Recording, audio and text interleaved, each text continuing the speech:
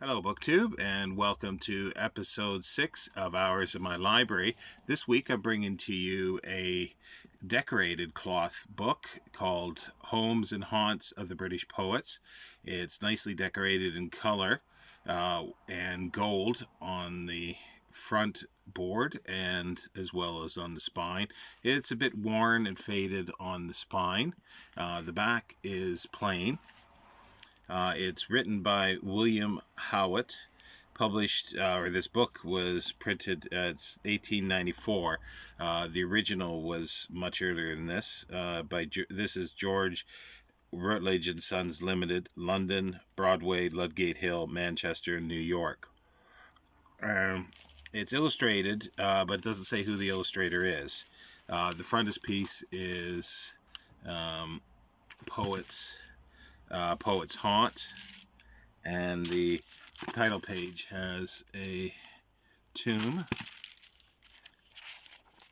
And Howitt lived from 1792 to 1879, prolific writer, and he wrote a number of books about Christianity, European and English Christianity, but also too a book about paranormal, supernatural of Christian countries in Europe, and he did a lot of translating as well. He put out a 2-volume called The Homes and Haunts of the Most Eminent British Poets. This is just called Homes and Haunts of the British Poets. Now, that the most eminent volumes were 2 volumes, and I'm not quite sure whether this is just a reprint with the 2 volumes or it is abridged. I haven't been able to determine that. I haven't really done much research to determine that because it's hard to see the contents of the 2-volume one. Now, it does omit John Clare, but at the time this would have been written sort of mid to sort of the third quarter of the 19th century. John Clare was sort of in decline. Well, he had been for many years, and figuratively and literally in many ways.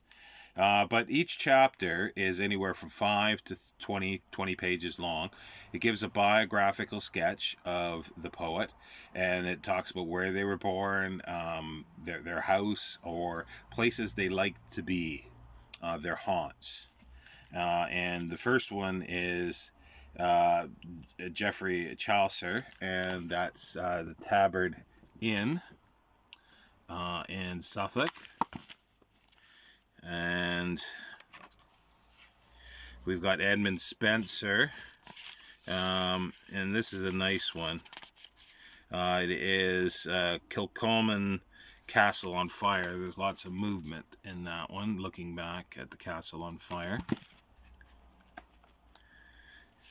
We've got Dean Swift, or Jonathan Swift, and this is Lavker Church.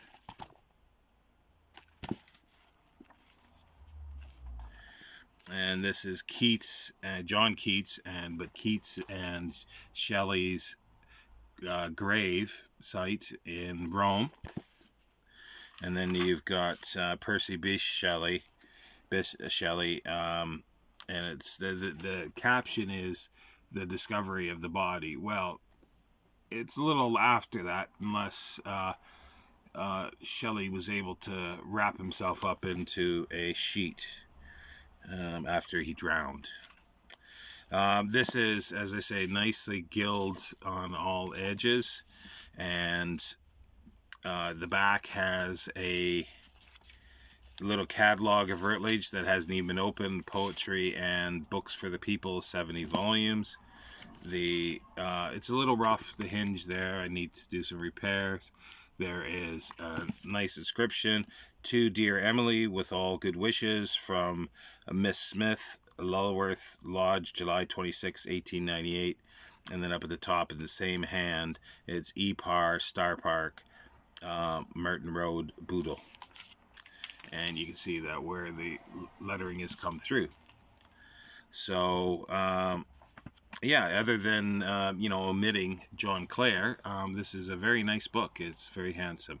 So there ends episode 6 of Hours in My Library. I'll be back next week with another book. Take care, BookTube.